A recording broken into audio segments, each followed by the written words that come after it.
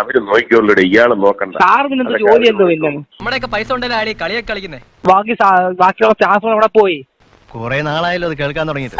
BJP ആണോ ഇയാള്? സാറേ ഞാൻ BJP, ഞാൻ കമ്മ്യൂണിസ്റ്റുകാരനാണ്. ഇവിടുത്തെ സിവിൽ സപ്ലൈസിൽ ആളില്ല.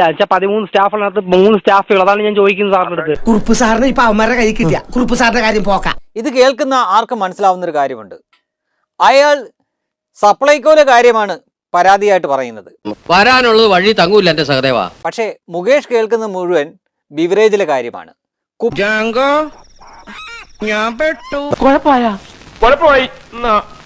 കുപ്പി മേടിക്കാൻ ചെല്ലുമ്പോൾ ആളില്ലേ എന്ന് തുടങ്ങി അയാൾക്ക് ജോലി വാങ്ങിക്കൊടുക്കാൻ പറ്റില്ല എന്ന തരത്തിൽ പരസ്പര വിരുദ്ധമായിട്ട് ഇവിടെ ആരാണ് സംസാരിക്കുന്നത് എന്ന്. സാറെ കുപ്പി മേടിച്ചു തരാൻ, കുപ്പി മേടിച്ചു തരാൻ ആളില്ലാത്തല്ല ഞാൻ ചോദിക്കുന്നത്.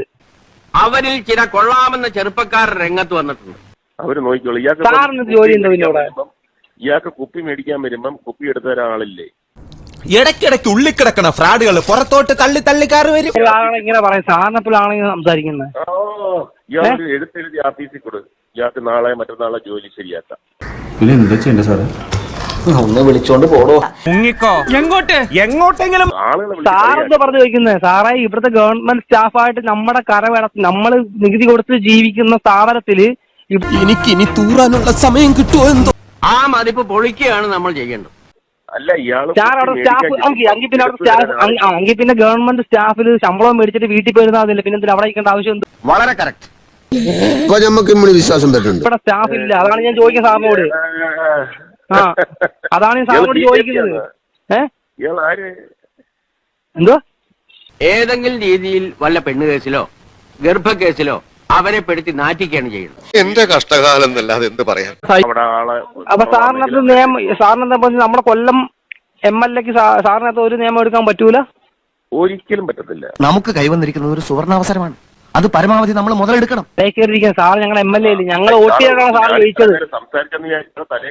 അതാ പറഞ്ഞത്. താൻ എനിക്കൊരു കള്ള പാസ്പോർട്ട് സംഘടിപ്പിച്ചതാ. ഇന്ത്യയിൽ ഒരിടത്തും എനിക്ക് രക്ഷയില്ല.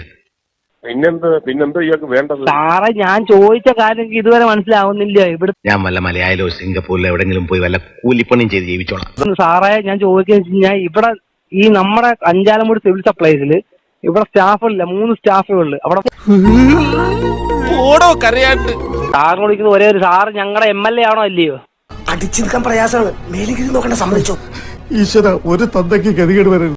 അല്ല ഇയാള് ചെന്നപ്പോഴത്തേക്ക് എടുത്തു തരാൻ ആളില്ലേ? നീ വിഷമിക്കാണ്ടിരി. എനിക്കെന്ത് വിഷമം? എനിക്കൊരു വിഷമമില്ല. ഇയാള് കൂടുതലങ്ങ് തലേ കയറി ഇരിക്കരുത് കേട്ടോ. പക്ഷെ ഒരു കാര്യം, ഏതായാലും എല്ലാവരും നാറി. ഇനി ശരിക്കും അങ്ങോട്ട് നാറട്ടെ.